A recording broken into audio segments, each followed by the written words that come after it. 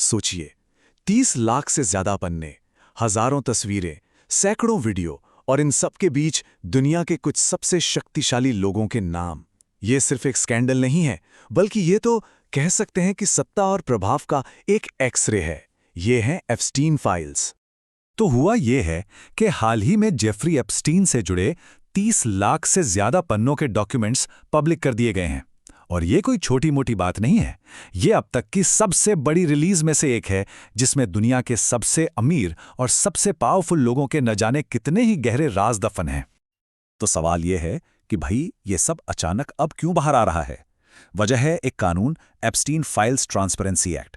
ये 2025 में अमेरिका में पास हुआ और इसी कानून ने सरकार को एक तरह से मजबूर कर दिया कि वो ये सारे दस्तावेज पब्लिक करे ताकि लोगों को पूरी सच्चाई पता चल सके। ठीक है, तो आज हम इसी में थोड़ा और गहराई से उतरने वाले हैं। हम समझने की कोशिश करेंगे कि आखिर ये फाइल्स हैं क्या, ये एप्स्टीन था कौन, दुनिया के कौन कौन से बड़े नाम इसमें सामने आए हैं, और हाँ, एक चौंकाने वाला इंडिया कनेक्शन भी है। साथ ही हम ये भी देखेंगे कि इस रिलीज में क्या गड़बड़ियां हुई और इससे जो बड़ी तस्वीर उभर कर सामने आ रही है वो क्या कहती है। लेकिन हाँ, इन फाइलों को समझने से पहले ये जानना बहुत जरूरी है कि इस पूरी कहानी का सेंटर कौन है। आखिर ये जेफरी एप्स्टीन था कौन?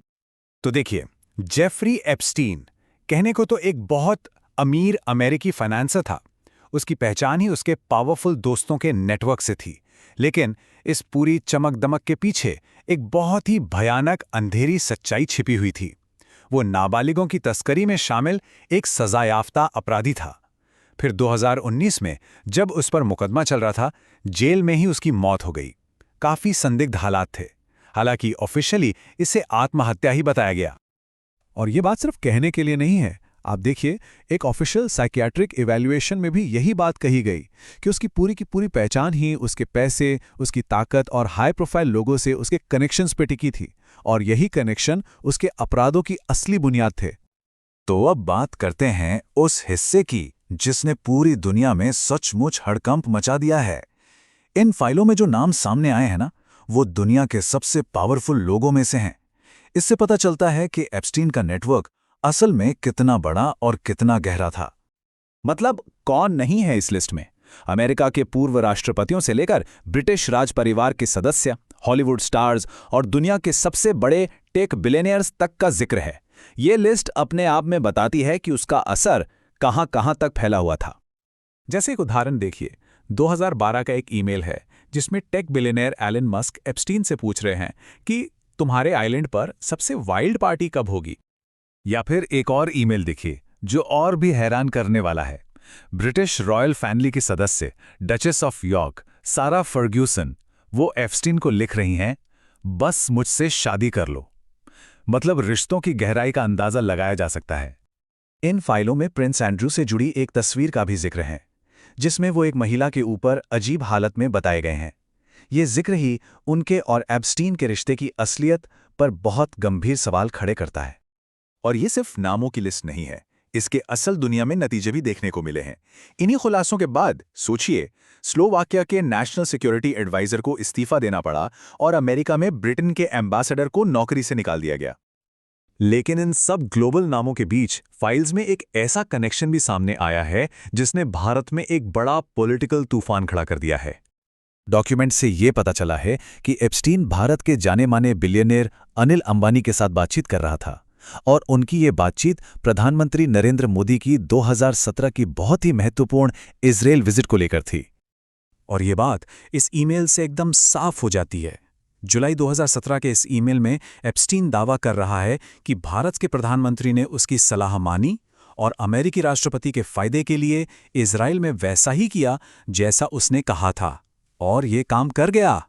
अब ये एक बहुत ही विस्फोटक दावा है जिसने भारत की फॉरेन पॉलिसी में किसी बाहरी दखल को लेकर एक जबरदस्त बहस छेड़ दी है। अब जाहिर है, इस खुलासे के बाद भारत में राजनीतिक घमासान मच गया। विपक्ष सवाल उठा रहा है कि देश के प्रधानमंत्री का नाम एक ग्लोबल क्रिमिनल की फाइलों में क्या कर रहा है। वहीं दूसरी तरफ सरकार ने इन दावों को पूरी तरह से खारिज कर दिया है। उनका कहना है कि ये एक अपराधी की घटिया कल्पना है और इसे अत्यंत अवमानना के साथ देखा जाना चाहिए। लेकिन रुकिए, इस कहानी में एक और बड़ा पेंच है। वो ये कि जिस तरह से इन सारे डॉक्यूमेंट्स को पब्लिक किया गया उसमें बहुत बड़ी बड़ी गलतियां थीं। इतनी बड़ी कि पूरी प्रोसेस पर ही सवाल उठ गए। अमेरिका के डिपार्टमेंट ऑफ जस्टिस ने खुद माना कि डॉक्यूमेंट्स रिलीज करने में उनसे 0.1% की गलती हुई। अब सुनने में ये नंबर बहुत छोटा लगता है, 0.1% ही तो है, लेकिन जरा सोचिए, 30 लाख पन्नों का 0.1% मतलब है पूरे 3000 पन्ने। ये वो 3000 पन्ने हैं जहां ठीक से जानकारी छिपाई नहीं गई, और हो सकता है कि पीड़ितों की प्राइवेट जानकारी गलती से सबके सामने आ गई हो। इससे उनकी प्राइवेसी और सेफ्टी दोनों ही खतरे में पड़ गई। विक्टिम्स की एक बहुत बड़ी वकील हैं, ग्लोरिया ऑलरेड। उन्होंने इस लापरवाही के बारे में बताया कि ये कितनी गंभीर थी। वो कहती हैं कि कुछ मामलों में उन्होंने नामों पर बस एक लाइन खींच दी थी, लेकिन आप फिर भी नाम पढ़ सकते थे। मतलब इतनी बड़ी लापरवाही। तो चलिए अब एक कदम पीछे हटते हैं और इस पूरी कहानी से जो बड़ी तस्वीर सामने आ रही है उसे समझने की कोशिश करते हैं, क्योंकि ये मामला सिर्फ कुछ लोगों या कुछ नामों का नहीं है। ये एप्स्टीन की कहानी असल में हमें ये दिखाती है कि कैसे बेशुमार पैसा और पावरफुल लोगों तक पहुंच का इस्तेमाल करके एक ऐसा ग्लोबल नेटवर्क बनाया जा सकता है जो किसी भी नियम कानून या जवाबदेही से ऊपर उसके बाहर काम करता है। और शायद सबसे ज्यादा परेशान करने वाली बात तो यह है कि लाखों पन्नों के सबूत सामने हैं, लेकिन फिर भी अमेरिका के डिपार्टमेंट ऑफ जस्टिस ने यह साफ कर दिया है कि इन खुलासों के आधार पर किसी के भी खिलाफ नए चार्जेस लगने की उम्मीद ना के बराबर है।